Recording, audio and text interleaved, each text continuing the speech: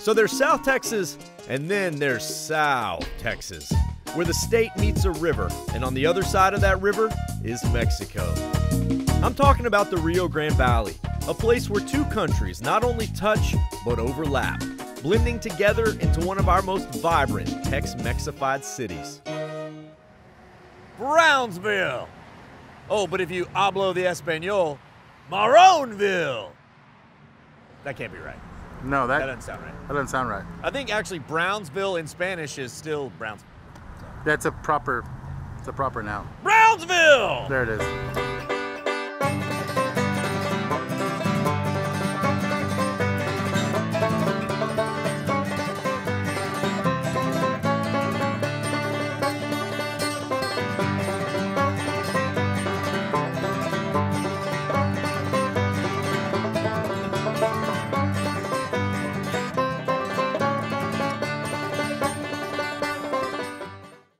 This episode was made for y'all with the help of our awesome partners. Check the caption for more info.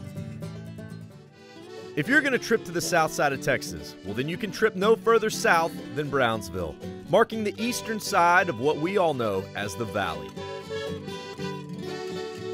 All right, so today we are tripping the Rio Grande Valley to one of our great border cities. Now notice I did not call this a small border town. Oh no. Brownsville's got a population of about 200,000 people, and it's getting bigger every year. It's a place where Texas meets Mexico, a place with more history than some cities 10 times its size, and a place where once you trip here, your taco taste buds will never be the same.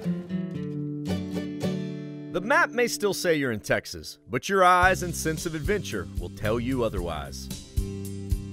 Look at this. I mean, at least half of the writing down here is in Spanish. I mean, this is very much like I remember across the border being. Speaking of, I mean, this is it right here. Yeah, there's just people. Look, hey, there's the border. In Brownsville, the border is impossible to miss. And while it may mark a defined line between two countries, well, the shared culture knows no boundaries. And it's been that way since the beginning. To learn more about this city, we're headed to the historic Brownsville Museum, housed in an amazing 1920s era train depot. And this is town historian Gene Fernandez. So we're talking about the story of Brownsville, right? Yes, and that's a very deep subject. I'd imagine. And it actually, to pun a phrase, it took off with a bang. Because, really? Yes, right here represents how Brownsville got placed on the map. And that was with the first shots of the Mexican-American War in 1846 on the Palo Alto battlefield. But more on that later. Basically, at this point, it's just an empty coastal prairie. Right? Right. The statement that is given say that there weren't anything more than 3 shacks over here on this side of the river, because this was the grazing lands of Matamoros. Now, once the war came to a close, there was like the Oklahoma land rush. Taking its new name from a U.S. soldier who died in the war, well, this city began to grow rapidly, with people rushing in both down from the U.S. and up from Mexico. And the boom only got bigger during the days of the Civil War. The entrepreneurs found out that there was a loophole to the south, and that's where Matamoros was put on the map. Basically sneaking goods into the south through Mexico. Right. Because Mexico was a neutral country at that time. Right. Millionaires were being made around, every week in this part of the country. Wow, incredible. This feels very New Orleans. Yes, it is, and you know why? Because our trading partner back in those days was New Orleans. That was our sister city. This is such rich history, like true Southern, Mexican, Texan history all blended together. And that affluence is still reflected throughout the city in its architecture. No other city in America is quite like Brownsville, from its long past to its historic buildings. To this day, the old Fort Brown is still occupied, not by soldiers, however, but with the students and teachers of UT Rio Grande Valley. But for the best look at the military past of Brownsville, well, we're headed to the Palo Alto battlefield, a lesser-known battle, but one that would forever change the future of not just Brownsville, but the entire United States. Here's National Park Ranger Daniel Ibarra. You have two countries, the U.S. and Mexico, that are each laying claim to Texas. And at that point, Texas is a little bit larger piece than what we're used to today. We know that shape, that's like the 1836 shape. Right. So even though Texas had declared independence and won a revolution to prove it, Mexico refused to recognize its sovereignty. A small problem that would become a very big problem when Texas joined the U.S. in 1845. President James K. Polk, his mind, what he's actually looking for is the purchase of what was two huge states of California and New Mexico. Mexico doesn't want to talk about the sale of that territory until they settle the Texas issue. But Polk is saying, what issue? There is no issue. So you have this impasse, which breaks out into a conflict that stretches across to the west, into what is now California. The U.S. had manifest destiny in its sights, and when negotiations broke down, President Polk called in the only man for the job, General Zachary Taylor, old rough and ready. Kind of see why they call him that. Yeah. He wasn't much into how you looked for the part, just do your job, essentially. In contrast to Mariano Arista, Mexican general, he's old Spanish Army. You could tell. He's a transplant in that tradition of the Spanish Army. The uniforms of each army highlight the same differences. One full of old world pomp, the other made of cheap wool, and the same scrappy get-it-done mentality that had won the U.S. its independence just 70 years before. Okay, so here we arrive, the Battle of Palo Alto. The first major battle, fairly traditional, lines and columns, big open area, which is why this spot was chosen. A wide open coastal prairie for two young nations to battle and definitively establish both their boundaries and their fates. The Mexican force held the southern side of the field with a force of 3,200 men. The U.S. on the northern side with only 2,300 soldiers. So, this is essentially dead center of the battlefield where we're at. Off to this side is the Mexican battle line, marked off by those flags. That's what those are, and the blue cannons. Yeah, you can see the replica cannons. Those are replica Mexican 8-pound field guns. And over here on this side, you can kind of make out some cannons off in the distance as well. Wow. U.S. 6-pounders. While this does feel like a really large battlefield, you could have still seen the enemy standing in the distance a few hundred yards away. Oh, definitely. You're looking at roughly 700 yards or so in between, which is typical for this type of battle. So this is basically U.S. 6-pounders versus Mexican 8-pounders. Not in their favor is those bigger guns are outdated by about 70 years.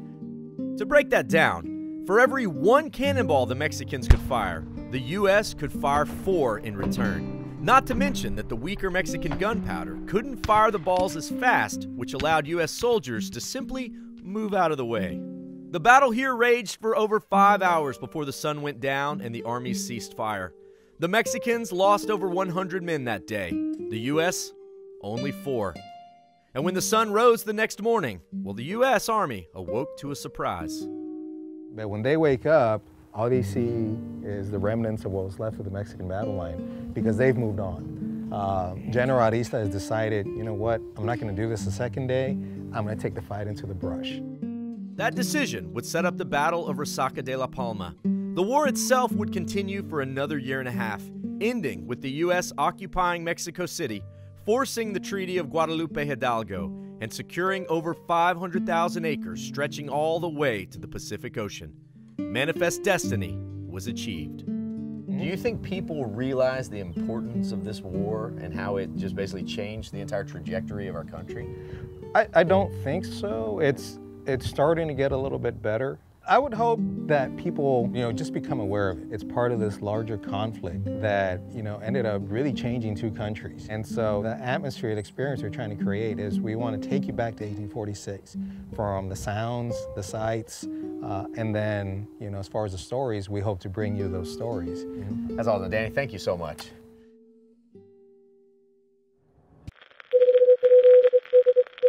We now interrupt this programming to remind you to like and subscribe. Now back to the road. I would say the Mexican-American War gets completely skipped over in school. Do you remember anything more than a mention of the Mexican-American War? Tippecanoe and Tyler too, that's all I remember.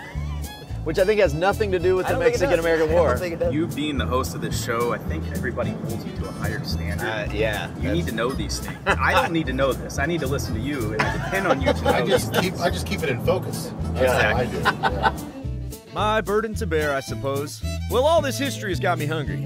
I know anything makes me hungry. But this time, there's even some historical significance to our food stop. Some mucho delicioso history. Today, we're having barbecue. But instead of brisket, how about some cachete? And instead of sausage, how about lengua? Because that's how they do it here at Vera's. And here's owner Mondo Vera. It started back in 1955. Okay. So it's the traditional Mexican barbecue. Okay. You know, out on the ranches, you don't have ovens, you don't have anything. And so that's what the ranchers do. They make a hole in the ground. Okay. They put fire on there. And then they wrap that beef in and they put it in there and they put other meats in there. You know, but that's originally where it came from Mexico. This is authentic Mexican barbecue. A full cow head, as in one cabeza de vaca, cooked the authentic way, in the ground. This is actually kind of terrifying. It reminds me of something from like Dante's Inferno, like the gateway to Hades. There you go. You know. Ah! You know. Wow, it's so beautiful. I'm crying. It's just so beautiful. The smoke. I've never seen anything like this. Really? Yeah. No, never. Meat, fire, and a hole in the ground. Barbecue doesn't get much simpler, but at the same time, much harder. Which is why Mondo is very likely the only restaurant left in the U.S. doing it this way. Takes a good 10 to 12 hours. 10 to 12 hours for the head to cook. Thank you for keeping this alive.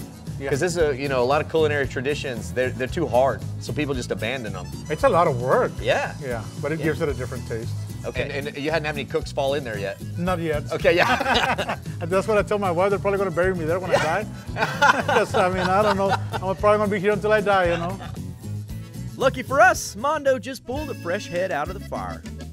Wow, so we got a head upside down. We're seeing the jawbones here. We got the teeth there. Was there a point where you're like, that's strange?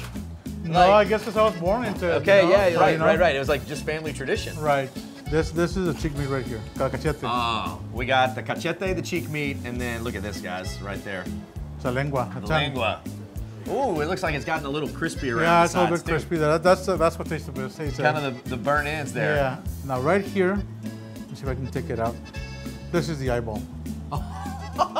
So you just take the pupil out. Yeah, the ojo. You take the pupil out because that's not edible. Okay. And that you can eat. That's You the can eye. eat this whole thing. You can eat that, yeah. Yeah, and that's the first thing that we sell out on. Come look, Daniel. Look, Chet was look on telling this me side. he wants to eat the whole. What's that? The whole thing. Chet wants to eat the whole thing. Was I saying that? Yeah, Because you I said don't that. remember You saying told that. me. What's that? I don't exactly remember wants to saying eat that. The eyeball. You want to eat the ojo? Let me get you a tray. Okay, here we go. How do you? There you go. That's a little ambitious for me. You want to try some salsa? Sure. Guys, this is my first ojo. There you go. You come down here, you're guaranteed to do things that you've never done before in life. Especially eat a knife. Yeah, that's right. That's right. Extra juicy like There you go. Excellent flavor. It's got all the smoke in it. I mean, it's very fatty. Like, woo! That's a first for me. There you go. You're gonna Yes. remember me I every time will, you see every an time ojo. I see- Every time you see a cow, you're gonna remember me now. Every time I lock eyes with a cow. I never knew there were this many parts to a cow head, or that they all tasted so different. All right, cachete on one side, Sweetbreads, mollejas sweetbreads on the other. Oh man, Good. that was awesome. That's awesome. And it's that pit back there. It's a pit. That's Well. where the magic happens. You know, 'cause we don't put any salt, we don't put any stuff in there. No spices, nothing. I mean, I got even more respect for what you do. There you go. I mean, for No, real. it's But you're working with wood, fire, and meat. and work. And yeah, and lot of love, work. right? I Yeah. mean, you gotta love it. I you love gotta it. I mean, this. it's in the blood. I love it. Yeah. I got a passion for it, so. Yeah, it clearly shows. Woo! Hey, thank you. You bet. Thank you. Have a good one, yeah. Yeah. Come back and see us. My whenever first you're here. ojo. You never forget the first time. I don't know. It's gonna be, maybe you should put it under the pillow like your tooth fairy, you know? Maybe you got something What's there. gonna come? I'm gonna get a skeleton cow There coming you to visit go. me? I don't think I want that. Something that'll wake you up. Time for the full spread. And if there's one man who eats more road trip barbecue than me, well, that's Texas Monthly barbecue editor Daniel Vaughn, who just happens to be down here for the same reasons I am. Big Red and barbacoa, man. Doesn't get much more South Texas than that, right? That's right. Dude, Hilarious that you were actually down here. Yeah. Cheers. Cheers. This is why Vera is special. Like, you can take a beef cheek and you can throw it in an oven or a steamer or whatever, and you can get tender meat out of it, but you don't get like this nice little crunchy bit on the edge. Right. Only fire will do that, right? And the fact that he's not seasoning it at all, I just like let the meat and the fat and the wood do its work. That's phenomenal. Yeah. Have you had an ojo? I have. At this table, at this very table, actually was my first one. So we sat down at this table. Final verdict, what did you think? So it's like, you talk about that pause. You talk about fatty brisket as being like, you know, it's some meat with a lot of fat mixed in, and it's like the ojos is like fat with a little bit of meat mixed in. If there's any meat in there, it's like meat jelly on a taco. Yeah, it's like if you could take a flavorless Jello and eat it hot. You know, I'm not sure we're selling the ojo very well, but the rest is incredible. And when barbecue makes Daniel as happy as Vera does, well, every barbecue lover should take note. Every time I come back, I have to remind myself how much I like it. Like, oh, this is my happy place. Like, this is the place I want to come and like stuff myself at 7 o'clock in the morning before I go out, you know, eating barbecue when the rest of the places open up at 11 o'clock. I'm right there with you, Daniel.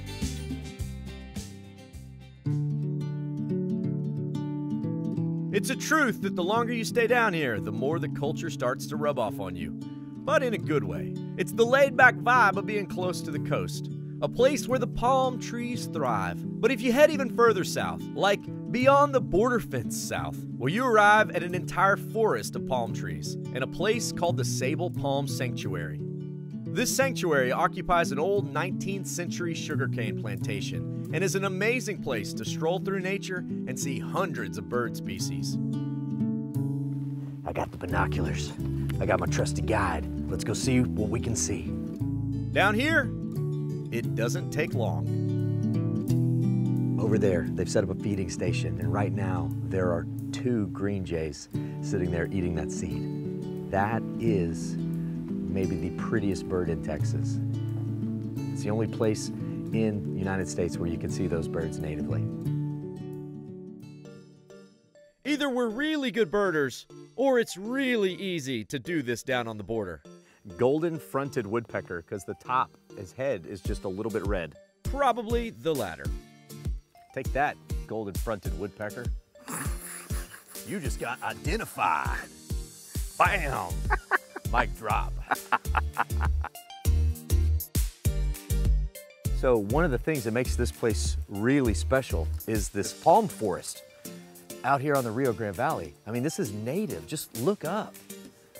We could be in, I don't know, you name it, Thailand, the Yucatan Peninsula. Ooh, what was that? What is that? Can you hear that? It sounded like howler monkeys. Oh, I mean, it would fit perfectly. I feel like I'm in the rainforest. Let me look at my trusty guide. What bird makes the sound? Turns out, it's a group of chachalacas. You never know what you'll find under the palm trees, or even getting lost under the palm trees. Wait, which way are we supposed to go? We're gonna go left. Left. Okay. Because the bird sounds are coming from over there, so if we go this way, we'll be safer.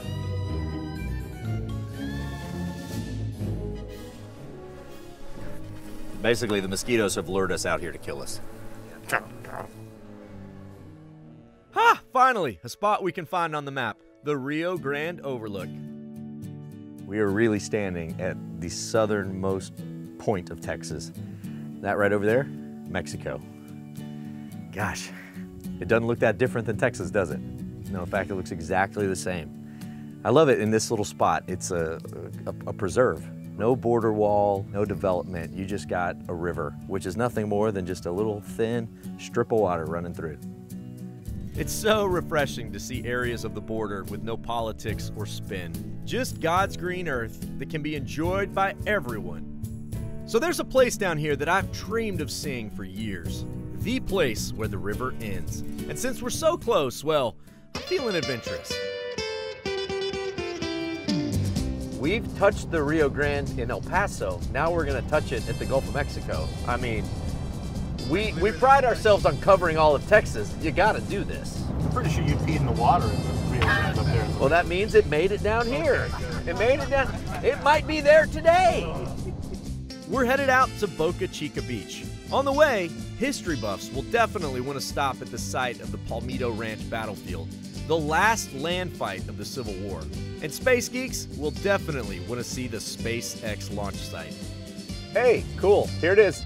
The Gulf of Mexico. Look, I see the waters. I see them.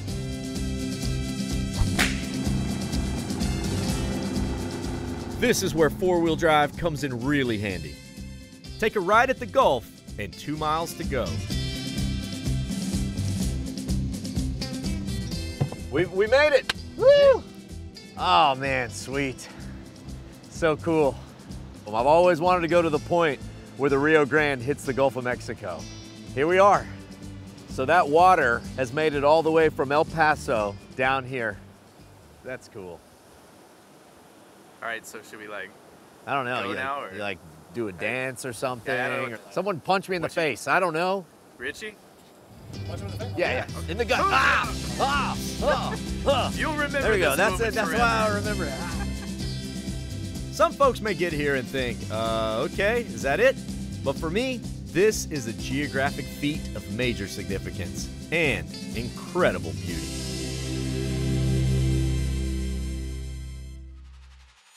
All there is left to do today is head back into town for more tacos. I know, it seems like we just ate tacos, and truthfully, we did. But when in Brownsville, you can never over-taco, which is why we're headed for dinner at Ultimo Taco. As you can see, this place is a local favorite, and with tacos for about $1 and a closing time of 4 a.m., well, I can understand why. Here's manager Joanna Hernandez. So the tacos are, they're tiny. They're more like street tacos. Yes, they are. Right? To us, they're like valley tacos. They're like Brownsville tacos because we're so close to the border, so it's like that Matamoros, Mexico, Brownsville kind of taco. Okay. Yes. The taco menu is simple. Beef steak or steak, pastor pork, barbacoa, mollejas, otherwise known as sweetbreads, and tripas, otherwise known as intestines, all cooked fresh. And the team back here, they are taco making machines. This is like the hot taco spot after 2 a.m. hours. Y'all get a huge rush at that time? Like the place will be packed? It's kind of like the lunch hour late at night. It's second dinner. Yes. Or first breakfast maybe, kind of like that. whatever that is, Yes. right? You know I don't mess around when it comes to tacos, so I'm getting all of them. All right, here it is for the indecisive people. Look at these little tiny tacos, man. They're awesome. All right, here we go. Tripas. I mean, that is some savory meat. You know, they actually asked me, do I prefer my tripas chewy, crunchy, or somewhere in the middle? I have no idea how I prefer my tripas. So I ordered somewhere in the middle. That's awesome. I've learned how I like my tripas. It's not as useful as knowing how you like your eggs, really, but it'll come up a couple more times in my life. You know what that needs, though? A little bit of punch. What do you think? What do you think's the spiciest? I'm gonna go with this is the spiciest. You think? It's probably the spiciest. What do you got on that one? That one looks almost creamy. Oh no, that's just pureed habaneros. Daniel, you try it. Find out. Here, ready? Yeah, let's see. Is that like ketchup? Oh, he's a punk. I think I'm going with Dan's ketchup here. That's really good. Truthfully, I could order an entire plate of any of these and just crush it. Give me some fresh lime, give me some of this special sauce, and a fresh squeezed limeade. I could be here all day. You know, there's something special that happens down here on the Rio Grande border. A place where two countries who once collided now peacefully combine into an incredible cultural experience. They say it's human nature to fear what we do not understand. So if you've ever been scared of eating an ojo, ordering tacos you can't properly pronounce, or driving beyond the walls and discovering the fun of conquering your fears, well then you, more than anyone, need a trip to Brownsville. Had to get a few more to go, you know. So I'll see all of y'all out on the road. Bye con Dios, amigos. Oh, so good. Howdy, y'all. Follow along with my adventures at Chet Tripper on Instagram and at The Day Tripper TV on Facebook and YouTube. Or head to thedaytripper.com for travel guides, past episodes, and info on our mobile app and Team Day Tripper. This episode was made for y'all with the help of our awesome partners. Check the caption for more info. Howdy, y'all. Chet the Day Tripper here. Thanks so much for tripping with us. Remember, while you're here, like this video, subscribe to our channel so that we can stay out there on the road and keep on tripping. Did we miss anything in this town? Leave us a comment, let us know. We love finding out about new stops with all of your tips. And if you love Epic Texas Day Trips, remember to check our channel. We got a lot of them on there. Also, don't forget, if you want some sweet Day Tripper merch or another cool Texas-made product, come see us in Georgetown at the Day Tripper World Headquarters. You can also shop online if you check the link down there in the caption. All right, y'all. Bye con Dios, amigos.